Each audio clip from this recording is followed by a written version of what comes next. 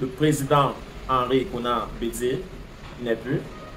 Il est décédé hier, très tard dans la nuit, dans la capitale ivoirienne, Abidjan. Et les Ivoiriens pleurent. Je me rappelle de cette chanson de Kérésin, disait Kérésin qui disait Konan Bédié, Konan Bédié. Et en chantant pour la paix ivoirienne, il rendait comme ça hommage à cet illustre président-là qui a gouverné la Côte d'Ivoire pendant près d'une décennie. Parce qu'on parle de 91 ou alors 93 à 99. Et il a malheureusement cédé son pouvoir après un coup d'État. Et depuis, il s'est battu jusqu'à la mort sans jamais avoir ce pouvoir-là. Je vous laisse suivre cette rédaction. En Côte d'Ivoire, l'ancien président Henri Konan Bédié est décédé jeune Afrique. À force de le voir passer les années, on avait presque fini par penser qu'il était immortel. Selon plusieurs sources familiales, Henri Konan Bédié a rendu l'âme ce mardi 1er août en début de soirée, à Abidjan. Victime d'un malaise dans son fief de Daoukro, il avait été transféré en urgence à la Polyclinique internationale Sainte-Anne-Marie d'Abidjan, Sodjom Pissam. C'est un monument de la politique ivoirienne qui disparaît. À 89 ans, il a tout fait, tout connu. Ambassadeur aux États-Unis dans les années 1960, il sera ensuite ministre de l'économie et des finances de Félix Houphouët-Boigny, avant de devenir président de l'Assemblée nationale, puis chef de l'État à la mort du vieux en 1993. Hercé par un putsch mené par le général Robert Gueye. Cet épisode marquera à jamais sa conception de la politique. Cet amateur de cigares, avare en mots, n'aura depuis cessé de vouloir récupérer ce pouvoir perdu, pour lui mais aussi pour sa formation, le Parti démocratique de Côte d'Ivoire, PDCI, dont il présidait aux destinées depuis 1994. Et on se retrouve prochainement. C'est un événement qui est en cours et nous allons la suivre minutieusement. Voici deux raisons pourquoi la France n'intéresse plus la jeune génération africaine. Et cela n'est pas de moi, mais est signé Boris Berthold. Suivons et retrouvons-nous derrière pour l'analyse. Les deux erreurs FATALES de la France en Afrique ces 5 dernières années par Boris Berthold.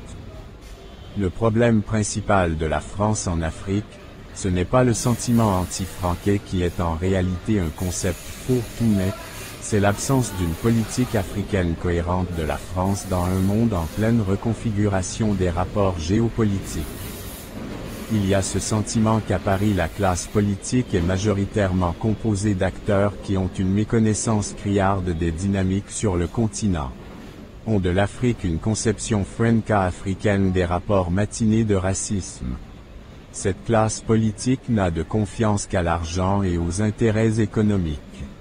Les valeurs de la République ont foutu le camp, ce qui les a donc poussés à commettre deux grosses erreurs qu'ils vont payer très cher. 1. La première erreur a été l'adoubement de Mahatma Idriss Déby au Tchad. Les images d'Emmanuel Macron et son ministre de la Défense à N'Djamena quelques heures après le décès d'Idriss Déby ont été perçues comme une humiliation. Une forme de mépris et une continuation de l'ordre colonial. Ces images ont battu en brèche tous les discours sur la fin de la Franc-Afrique. Elle a été au contraire. Une image vaut 1000 mots a-t-on souvent l'habitude de dire. Mais, le clou de ce procès aura été l'adoubement sans la moindre hésitation du coup d'État militaire par la France sans aucune opposition. Au contraire, un nouveau chèque en blanc a été donné aux putschistes tchadiens. Cela est apparu comme une forme de duplicité de Paris, interprété comme « quand ils protègent leurs intérêts ils valident le coup d'État et ailleurs ils s'y opposent ».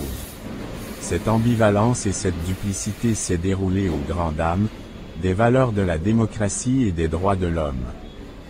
Depuis lors, la France a perdu en Afrique francophone tout crédit moral et politique pour condamner un coup d'État. 2. Le silence complice de la France face aux dérives AUTOCRATIQUES de MACKY-SAL. Le Sénégal a été longtemps perçu comme un havre de liberté, de démocratie et de respect des droits de l'homme en Afrique. Cependant, la dérive autoritaire de Macky Sall a lourdement entaché cette image. Son projet de troisième mandat, qui n'a jamais été officiellement désapprouvé par Paris, a laissé une autre image négative dans les opinions publiques africaines, permettant de penser que Paris s'accommoderait bien des dictateurs qui pourraient garantir leurs intérêts. Ce silence de la France, face à la barbarie orchestrée contre le principal opposant à Macky Sall, Ousmane Sonko, a renforcé la fissure entre Paris et la jeunesse d'Afrique francophone. Dans les imaginaires de la jeunesse, la France est donc apparue entre autres comme un adversaire de la jeunesse africaine. Par ricochet, les élites d'Afrique francophone sont dans leur quasi-majorité assimilées aux défenseurs des intérêts français, plus globalement de l'Occident. 3 conclusions. Ces 2 erreurs de Paris, mises dans un contexte de rivalité géopolitique entre l'Occident et la Russie, ont aggravé les risques de déstabilisation des institutions en Afrique francophone. Il suffit donc désormais que des militaires prétextant restaurer l'autorité de l'État, s'inscrivant dans des approches populistes et démagogiques, décident de renverser n'importe quel chef d'État et reçoivent l'adoubement d'une majorité de la jeunesse africaine. Le problème, c'est que l'Afrique a déjà connu l'expérience des coups d'État qui n'ont apporté ni progrès, ni développement. Il n'est aujourd'hui attesté nulle part dans le monde que les militaires sont meilleurs garants de la sécurité collective que les civils.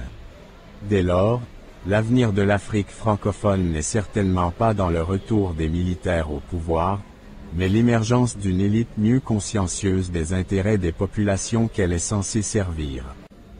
Ainsi va le monde. Voici les sanctions issues du sommet spécial de l'UEMOA contre le Niger. La CEDEAO, quant à elle, donne une semaine pour quitter le pouvoir. 1. La fermeture des frontières aériennes et terrestres entre le Niger et les pays de l'UEMOA. 2. L'interdiction de survol de l'espace à tout aéronef en provenance ou à destination du Niger. 3. La suspension de toutes les transactions commerciales et financières entre les pays de l'UEMOA et le Niger, y compris celles portant sur les produits pétroliers, l'électricité, les biens et services. 4. La suspension de toutes les transactions financières entre les pays de l'UEMOA et le Niger. 5. Le gel des avoirs financiers et monétaires de l'État du Niger à la BCEAO et dans les banques commerciales des pays de l'UEMOA. 6. Le gel des avoirs financiers et monétaires des entreprises publiques et parapubliques du Niger à la BCEAO et dans les banques commerciales des pays de l'UEMOA. 7. La suspension des opérations financières entre les banques du Niger et les banques installées dans les autres pays de l'UEMOA. 8.